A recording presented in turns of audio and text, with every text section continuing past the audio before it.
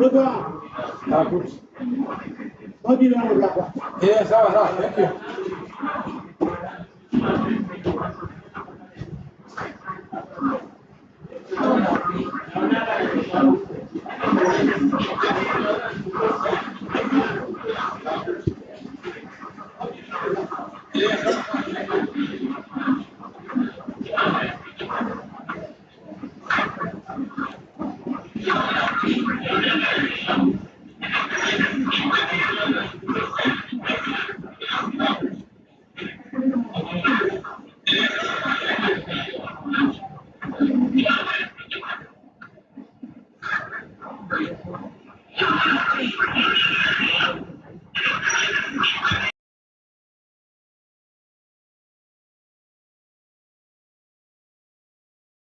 These three essential funds.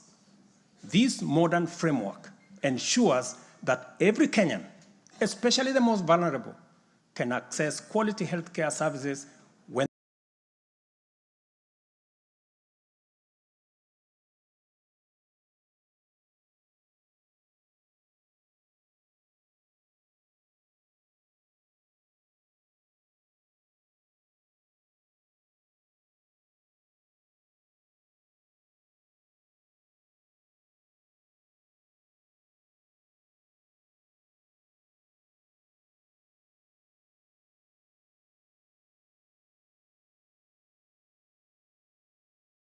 despite serving a limited class of citizens, NHIF nevertheless accumulated billions of shillings of debt because of misalignment between contributions and the actual cost of healthcare.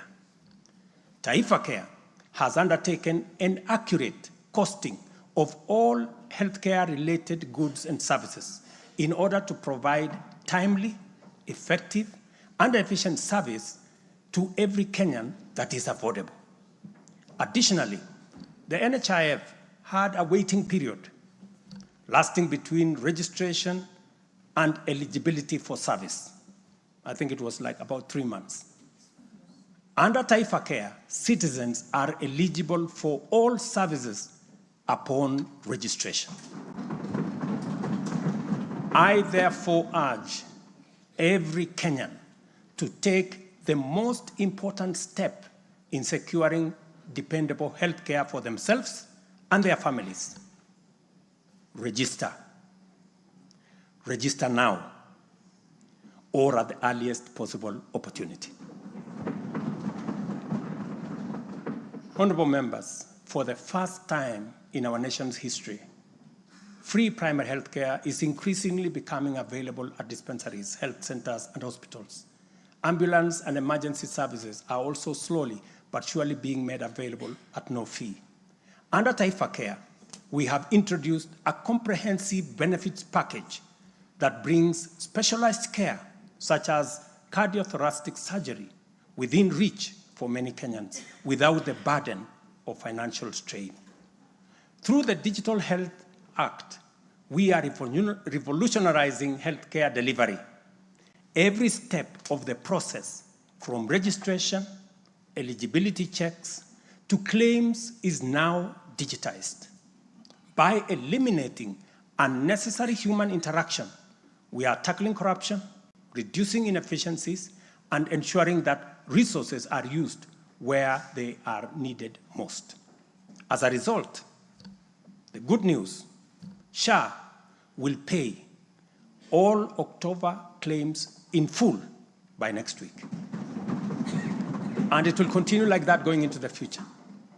To date, over 15 million Kenyans have enrolled in Taifa Care, and more than 60% of employers have successfully transitioned into its framework.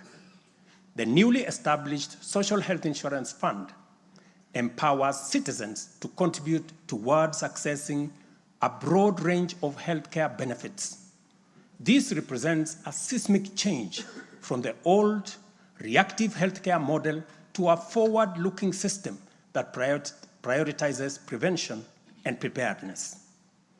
Once the transition from NHIF is complete and SHIP becomes fully operational, Kenya will have a healthcare system that guarantees dignity, peace of mind, and equitable access for every citizen for the very first time in our 60 years of independence.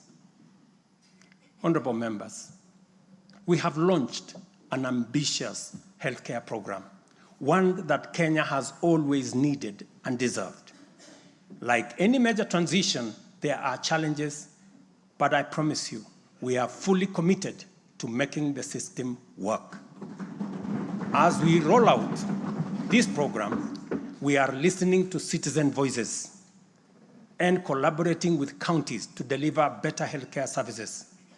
Through the Facility Improvement Fund, which you in this House passed, we will ensure that hospitals are equipped with the tools they need, medicine, equipment, and other resources necessary to provide quality care, while involving citizens in decision-making at every facility. We are now doing the heavy lifting, clearing decade-old debts, ensuring access to medicine and equipment, and stabilizing a system that had failed too many for too long. We are building a healthcare system that serves every citizen with equity and dignity. Over the past month, we have disbursed Kenya shillings 5 billion to settle historical debts owed to the public, private, and faith-based medical facilities, some of which have been pending for over a decade. Another 3.7 billion will be disbursed tomorrow. This underscores our commitment to ensuring uninterrupted delivery of healthcare services, and we will continue to clear the remaining balances in a phased-out approach over the coming months. This sustained effort aims to restore confidence in the healthcare system and ensure seamless access of quality services. Honorable members, there is a compelling body of data projecting that not only is the future of humanity urban, but also that Africa has the fastest rate of urbanization. Kenya is no exception, and in fact, many of our counties are urbanizing rapidly. Dear Kenyans, we have a date with an urban future, and the only choice we have is what this urban future will look like. Will it be characterized by decent, dignified, safe, and livable neighborhoods and communities? Or will it be haphazard, unsanitary, unsafe slum dwellings? This is the fundamental question that our affordable housing plan seeks to answer. Kenya has a serious housing deficit, and the cost of housing is beyond the reach of the majority. While the social and economic efforts of this shortage are far-reaching, rent as a component of the cost of living is unsustainable. People are forced to choose between enduring long, punishing commutes to faraway homes or taking up less desirable spaces within reach. Supplying the number of units required to fill the affordable housing gap requires us to undertake construction throughout the country at the rate of 200,000 new housing units every year for 10 years. Many people have asked why they should be interested in affordable housing project in rural areas. If you look around, you will witness the signs of our urban future. Land sizes are becoming smaller as the population grows in rural agricultural areas. To protect agriculture and food security from the effects of uncontrolled land fragmentation, urbanization must be planned and must be controlled. And the affordable housing program is therefore a vital component of integrated land use planning and development program that we are implementing throughout the country and in every county. Each unit of housing drives demand for different types of labor, professional services, and materials, bringing laborers, masons, bricklayers, artisans, electricians, and carpenters, as well as architects, engineers, and quantity surveyors, lawyers, real estate economists into the equation. Affordable housing is also a major opportunity for manufacturers, developers, and other industries. In other words, the economic boost from housing pillar of our bottom-up economic transformation agenda is significant and undeniably much needed. As we speak, affordable housing now directly accounts for 164,000 new jobs created over the past 1 year. Honorable members, today marks a significant milestone in our journey towards providing decent and affordable housing for all. After 2 years of hard work under the Affordable Housing Program, I am proud to announce, and you have seen it in the newspapers, the launch of the sale of the first 4,888 housing units, now in completion, across 21 social housing projects. These units, comprising studios, 1-bedroom, 2-bedroom, and 3-bedroom homes, are tailored to meet the needs of our people, offering 1,041 social housing units, 2,133 affordable housing units, and 1,714 affordable middle-class housing units in 24 counties. I invite every Kenyan above the age of 18 to join this historic journey towards home ownership. Guided by our principle of fairness, one ID, one house, every eligible Kenyan is encouraged to express interest, visit these developments, view the show houses, and engage with on-site staff who are already too willing to assist. The allocation process will be transparent and equitable, ensuring that every qualified applicant has an equal opportunity to own a home. Honorable members, as part of the government's endeavor to build a nation grounded in intergenerational equity, opportunities, and empowerment for all Kenyans, we have made significant strides in implementing another key pillar of our manifesto, labor migration. This initiative seeks to harness Kenya's abundant human capital by creating meaningful job opportunities abroad, empowering our citizens, and positioning Kenyan talent on the global stage. Since July 2023, we have successfully facilitated employment of 105,367 Kenyans across multiple countries in a wide range of jobs. These opportunities span professional, semi-skilled, skilled, and unskilled sectors, including positions for nurses, teachers, and chefs. The National Employment Authority, the lead agency driving our ambitious initiative to create jobs opportunities for qualified Kenyans locally and internationally, currently has a role of 560,000 job openings worldwide. I have encouraged many members to participate in this space. Our focus extends beyond destinations such as the United Kingdom, Canada, Australia, Bahrain, Oman, United Arab Emirates, Germany, Saudi Arabia, Kuwait, and Qatar. We are also expanding our reach by actively negotiating bilateral labor agreements with new potential markets, including Russia, Poland, and Jordan. These efforts are driven by our commitment to open up new pathways for employment, ensuring that Kenyans are well represented in the global workforce. In the digital economy, we are expanding last-mile fiber optic connectivity using the extensive Kenya Power Transmission Lines network to the most remote and underserved areas of Kenya, and making significant strides to establish digital and ICT hubs. This has created a foundation for digital transformation, enabling IT economy workers, young digital creators, and entrepreneurs to access a wealth of opportunities locally and globally.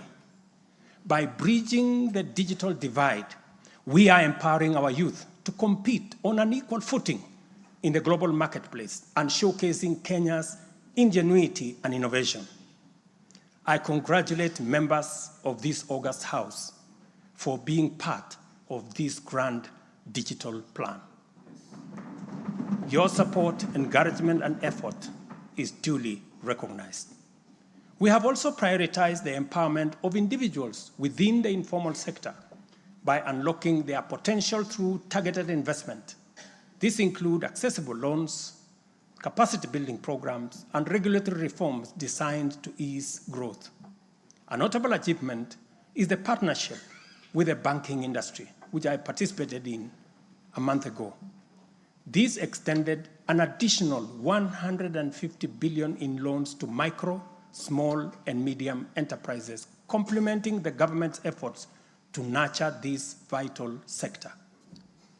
On financial inclusion, we have made remarkable progress through the Hustler Fund.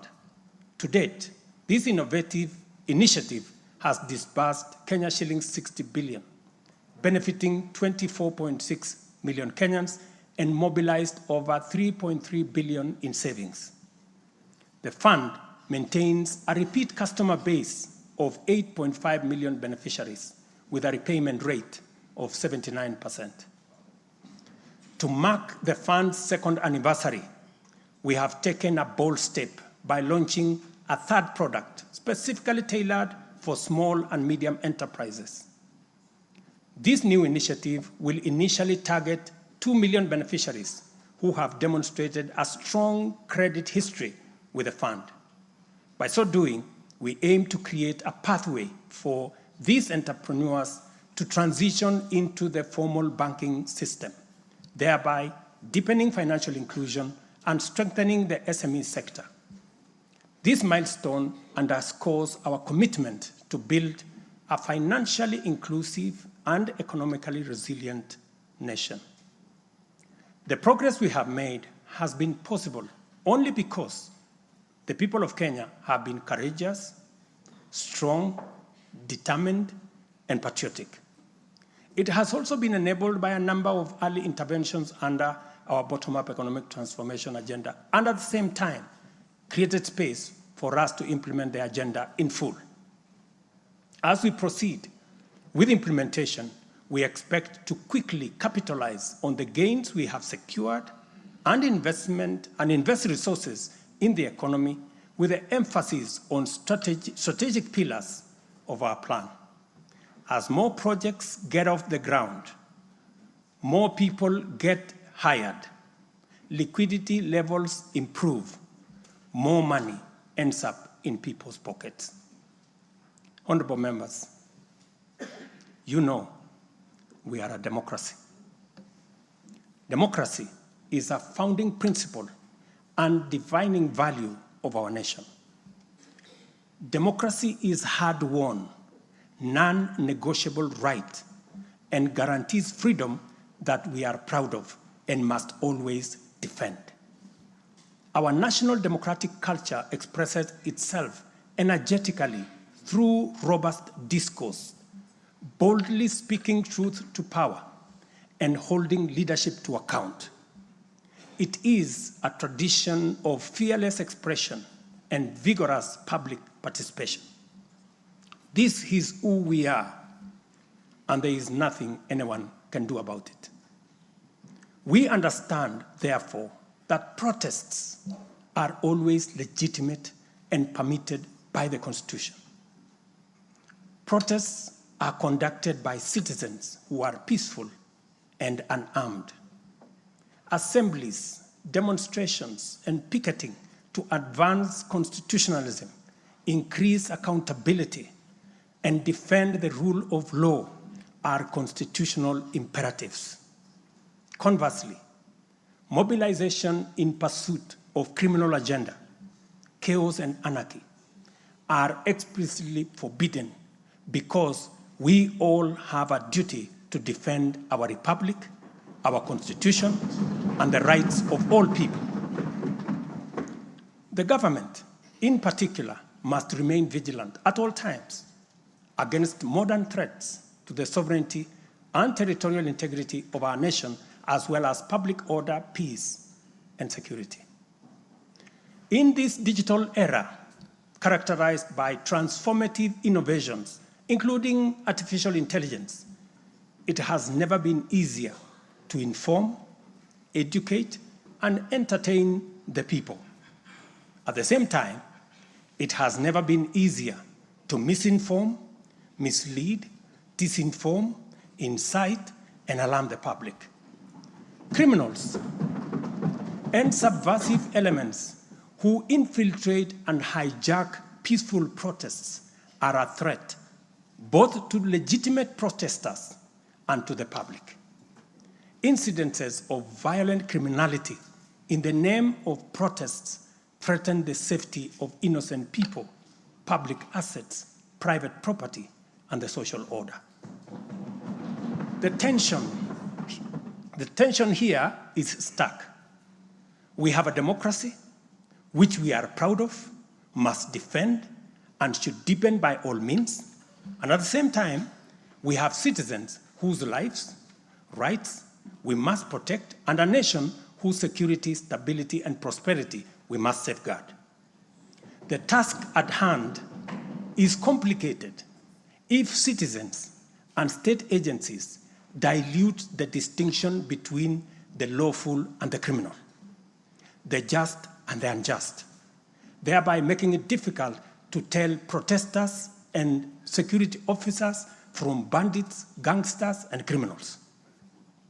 It is only by following the law that we are able to achieve our aims and apportion accountability properly. It should not be possible for robbers and looters to escape accountability by claiming that they were taking part in a protest. Likewise, it should not be possible for security officers to wound, maim, or even kill citizens and claim that they were engaging violent criminals. We all have a duty to make the necessary distinction and to do so clearly to protect democratic expression and guarantee public safety and security. I must now confront an issue of widespread concern regarding the relationship between citizens and the security services in the context of immense threat and intense political dynamism. Numerous allegations have been made concerning disappearance of people during protests. A number of these cases have been resolved, while others have been uncovered as fake news, undermining efforts to find genuine cases of missing persons. A good number of alleged disappearances have also turned out to be arrests made by police officers. In such cases, the suspects have been duly arraigned in court. I must, however, make it very clear that there is no attempt to justify or excuse illegal arrests. Such would be a serious threat to the life and liberty of citizens. I condemn any excessive or extrajudicial action which puts the life and liberty of any person at risk, including disappearances and threats to life. I urge all Kenyans with information about such cases to forward the information to the Directorate of Criminal Investigation and to IPOA, where they suspect members of the police service to be implicated. I am aware, for example, that many of the cases that have been raised are being handled by the Independent Police Oversight Authority, an important step in accountability and justice. Many citizens, as well as various organizations representing and championing women's rights and welfare, have expressed concern about gender-based violence and the increasing cases of killings of female victims by male criminals motivated by primitive expressions of gender-based brutality and impunity. Left unaddressed, these incidences will cause the women of our nation to feel increasingly unsafe, even in their own homes. This is both tragic and unacceptable. It also complicates, in disturbing ways, the struggle by Kenyan women for inclusion, for equality, for dignity, social justice, their rights, their protection, a section of our society that has been marginalized for a long time. I am aware that most of these cases of murder of women by men have been investigated and prosecuted.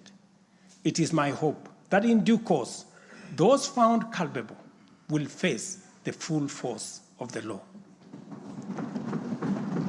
Members, it is time for each of us, political leaders, public officers, religious leaders, traditional institutions, and family members, to do our part in raising boys into morally upright men who will never need to affirm their masculinity at the expense of women.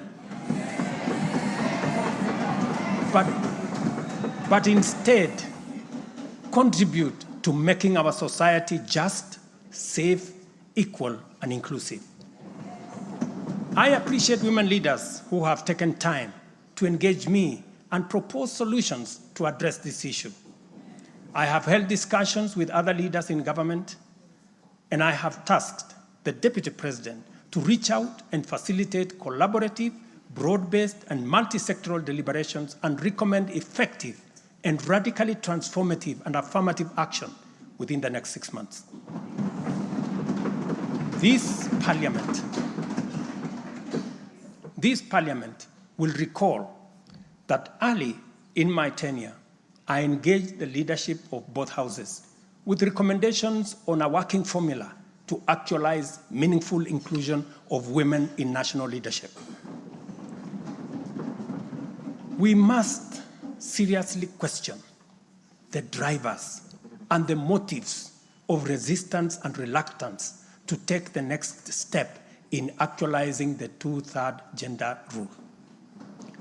We must call out those who continue to sabotage this right of women to contribute to the governance of our nation. Women are not second-class citizens. They deserve equal representation at all levels.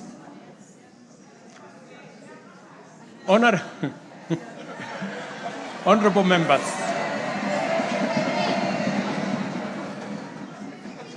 without a doubt, honorable members, without a doubt, every shilling of our national revenue matters and must be used to deliver maximum value to Kenyans.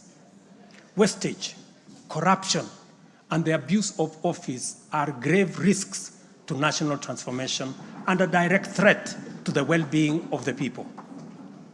I have given my full commitment to serve as a responsible steward of public resources. To begin with, I have championed the automation and digitization of government services and revenue collection to promote transparency, seal loopholes that lead to revenue losses, enhance accountability, and eliminate opportunities for corruption, therefore improving efficiency, transparency, and integrity. I am delighted to report to this House on the dramatic improvements we have recorded by automating and digitizing our revenue collection and service delivery through eCitizen. We have so far digitized 20,855 government services, up from 350 in 2022, representing an increase of almost 6,000%, while we have significantly improved revenue collection. Take the case of Kenya Wildlife Service, whose total revenue for the year ending June 30th, 2023 was 5.3 billion. But after implementing a digital revenue collection system, the revenue grew to 7.6 billion in the year ending June 30th this year, representing a 43% increase. This initiative alone has firmly put KWS on the path to self-sufficiency, freeing the corporation from reliance on exchequer support.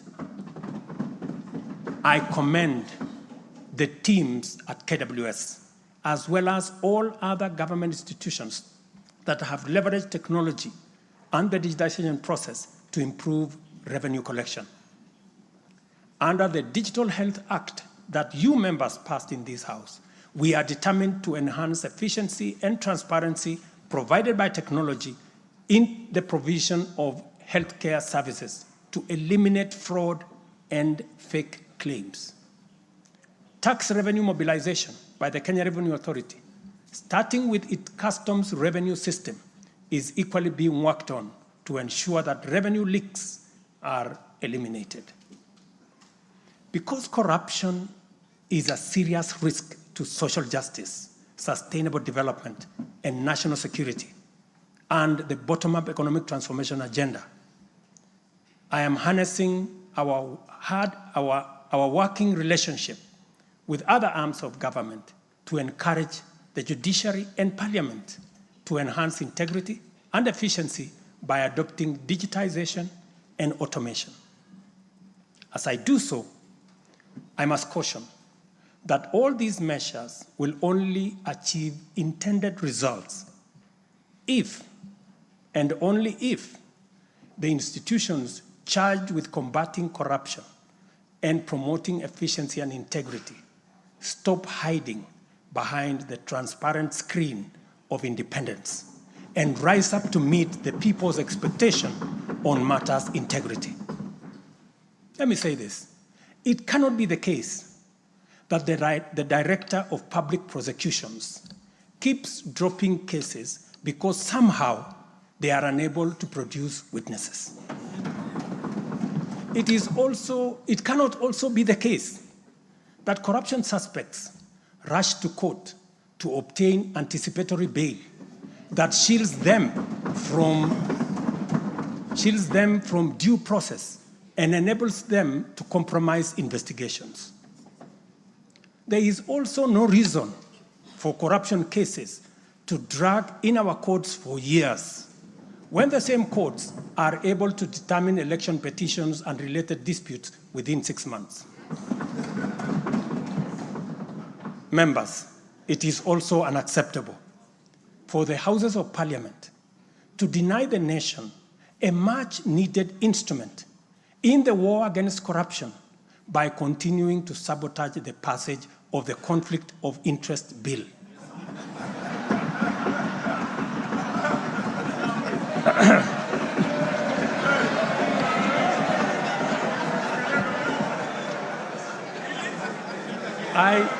I implore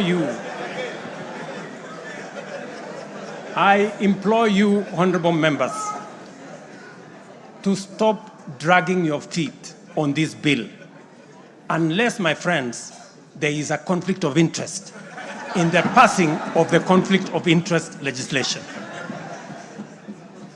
Similarly, the National Treasury has been dragging its feet in the implementation of an e-procurement system for the last 10 years. Today, I have directed the National Treasury to roll out the e-procurement system by the end of the first quarter of 2025 and ensure that going forward, only procurement undertaken through this system is sanctioned and paid for. Of the many difficult assignments I have undertaken, this fight against corruption is one I now take on with resolve going forward. Let this serve as notice to all. Independent institutions charged with this responsibility must up their game, pull up their socks, and match up to the expectations of the people of Kenya. Honorable members, I have stated in the past and now reiterate today that in the face of undisputed or credible information on corruption, I will not hesitate to take decisive action. Accordingly, I now direct, in furtherance of the principles enshrined in Article 10 of the Constitution on transparency and accountability, and based on new information provided by investigative agencies and partner nations, that the procuring agencies within the Ministry of Transport and the Ministry of Energy and Petroleum immediately cancel the ongoing procurement process for the JKIA expansion transaction, as well as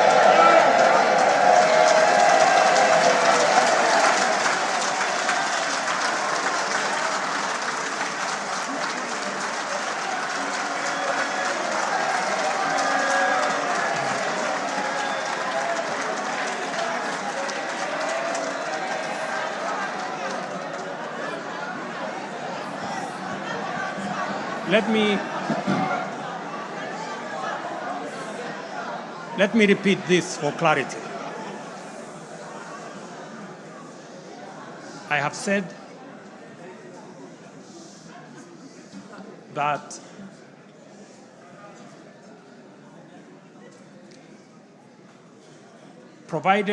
because of the information that has been provided to us by partner nations, I have directed agencies within the Ministry of Transport and the Ministry of Energy and Petroleum to immediately cancel the ongoing procurement process for JKI expansion public-private partnership transaction, as well as the recently concluded Ketrago transmission in public partnership procurement process.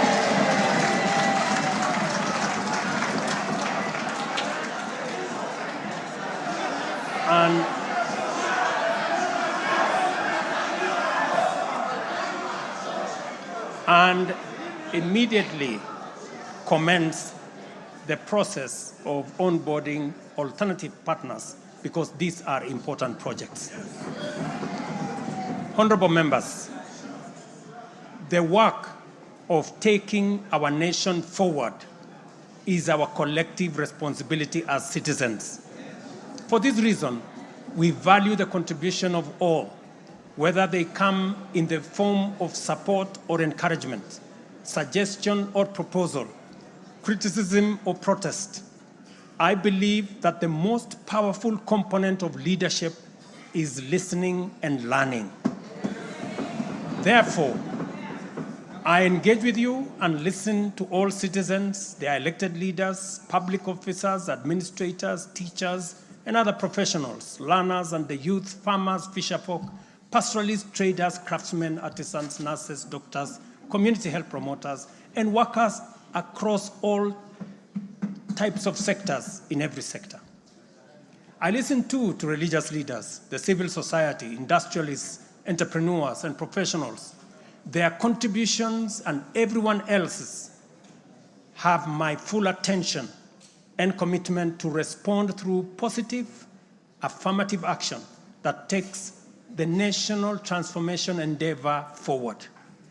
I commit to continue listening and acting, to engage, debate, deliberate with you, and to take your input into consideration in serving our nation. By design, the bottom-up economic transformation agenda is defined by its capacity to elicit feedback in the course of implementation and incorporate the same in making improvements and further progress. With every input from stakeholders, our ability to drive progress increases. By listening to you and to every Kenyan, I am able to serve this nation better. As we take part in this necessary discourse, I want to make one thing very clear. I'm fully invested in the success of the strategies, policies, programs, and projects under our plan.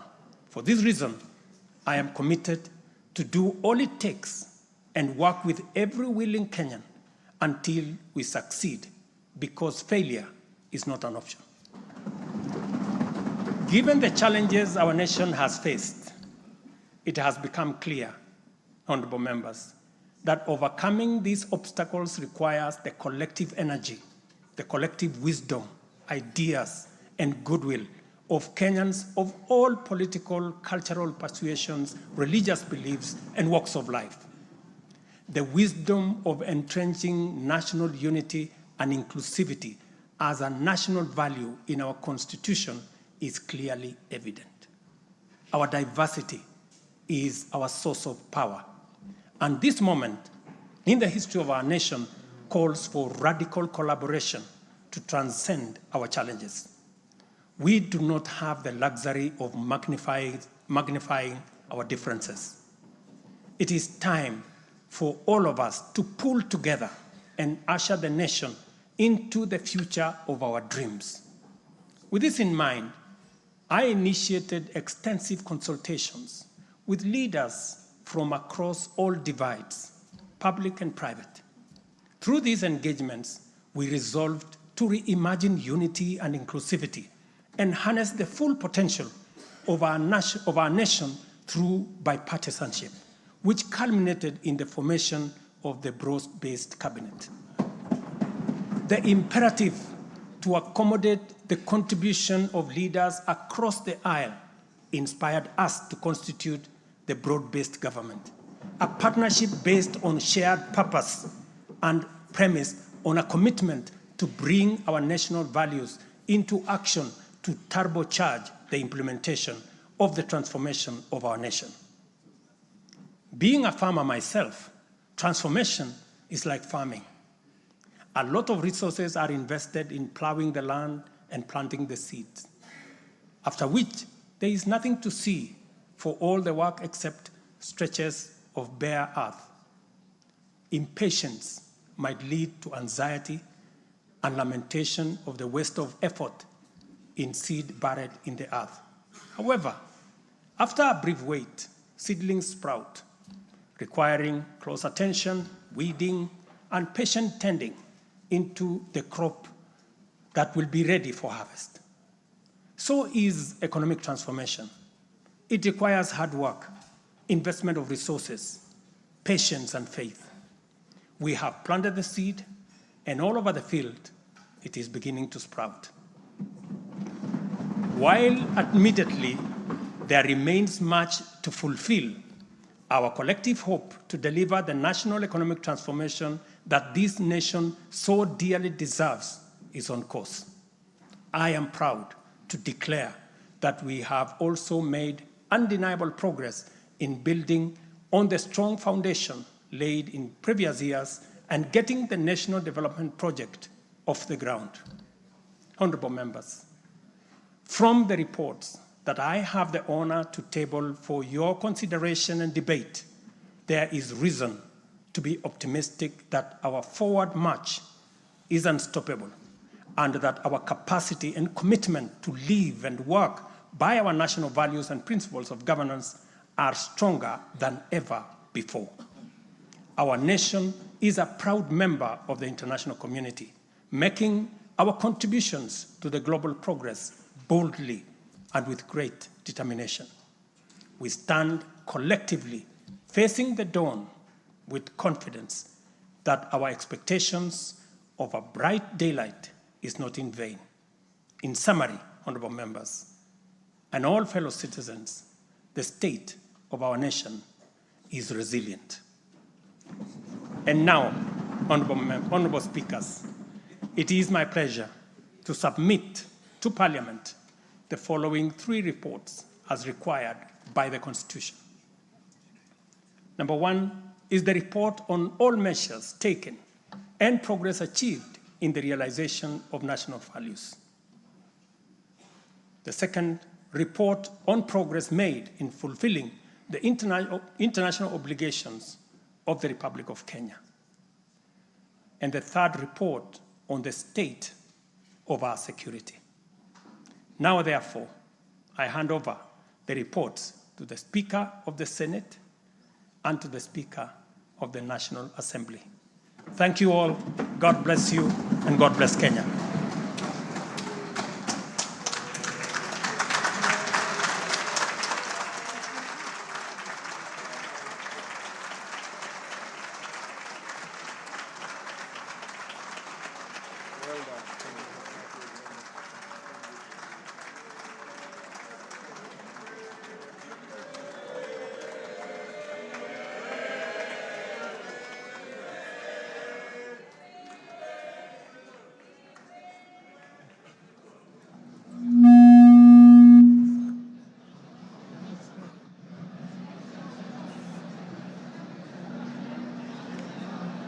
Order, honorable members, Your Excellency the President, the Right Honorable Speaker of the National Assembly, honorable members, distinguished guests, please be upstanding.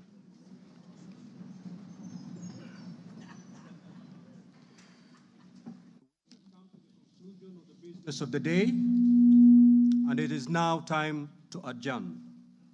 The Senate stands adjourned until Tuesday, the 26th of November, 2024 at 2:30 p.m. in the Senate chamber. Honorable members of the National Assembly, the National Assembly now stands adjourned until Monday, 25th November 2024 at 2:30 p.m. May I also take this opportunity on Monday. I repeat, the National Assembly stands adjourned until Monday, 25th November 2024 at 2:30 p.m. May I take this opportunity to invite all honorable members and our guests to a reception at the Parliament courtyard. May I also request all of you honorable members and our guests to remain standing in your places until the procession of His Excellency the President and the speakers of the two houses leave the chamber.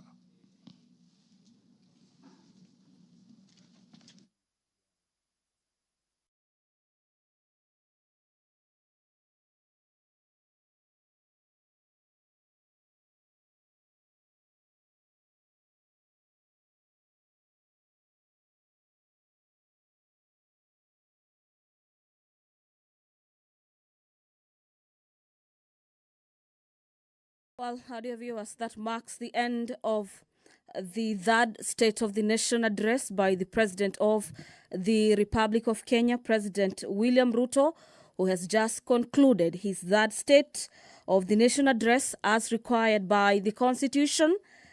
The about over an hour State of the Nation address has been an address that has touched on a few issues of concern to Kenyans. Among them is the JK Adani deal, with the president announcing the cancellation of the deal following information that has been given to the Republic. The president has also spoken on the issue of wastage of public resources through corruption, tasking the relevant investigative bodies charged with the responsibility of investigating as well as prosecuting cases of corruption to pull up their socks. The other takeaway from this third State of the Nation address is the aspect of the actualization and realization of the two-thirds gender rule, with the president announcing that the women of Kenya are no longer going to be second-class citizens, and that his government is going to ensure that women in their numbers, that is a two-thirds gender rule, is actualized in matters governance. The president has equally spoken on matters of affordable housing, issues of concerns to Kenyans, among them the issues of police abductions and the rising cases of two-thirds gender rule, with the president saying that his government remains committed in ensuring that the rising cases of femicide in the country are brought to about nil. This speech has also spoken on matters to do with corruption, stabilization of the economy, with the president highlighting that the economy has stabilized. On matters corruption, the president has spoken on the issues of those charged or alleged to have committed corruption cases rushing to courts to get anticipatory bails. The president says that is compromising matters investigation and derailing justice to the public, owing to the fact that their monies has been stolen by a few persons expected to uphold the integrity of the offices that they hold. Well, that marking that State of the Nation address, the President has ended his address by submitting the 3 reports required of him by the Constitution to be tabled to Parliament.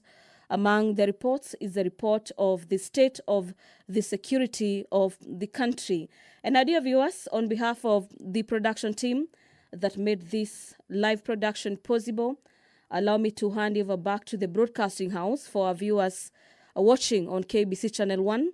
My name is Gladys Mungai. Have a great afternoon.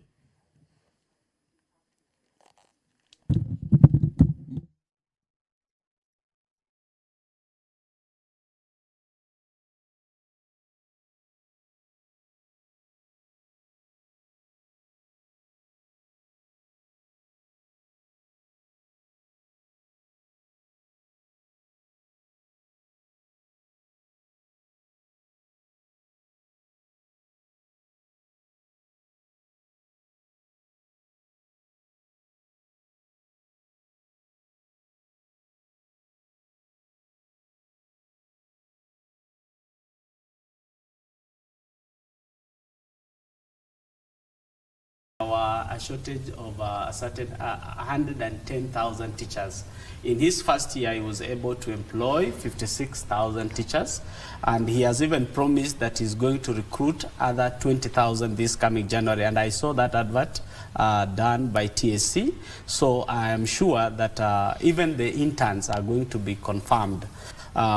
He also talked about the 43 universities that were bankrupt, and he's saying they are back on their feet, and he especially mentioned his alma mater, Nairobi University, as an example.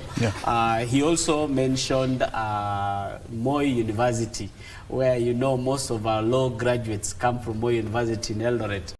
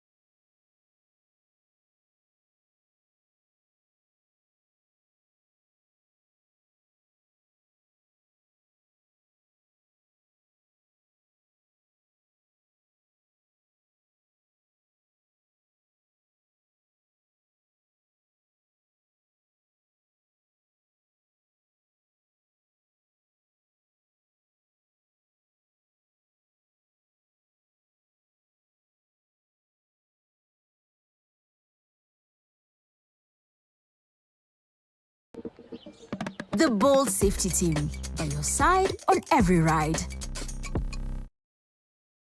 Discover even-toned glowing skin. The new Glycolic Bright range from L'Oréal Paris. Step 1. Cleanse and exfoliate your skin with the glowing daily cleanser foam to remove dullness. Step 2. Gently apply and massage Glycolic Bright Serum for an instant glow. It reduces 5 years of dark marks in 2 weeks. Step 3. Use the day cream with SPF 25 for sun protection, formulated for African skin and leaves no white residue. New Glycolic Bright range from L'Oréal Paris.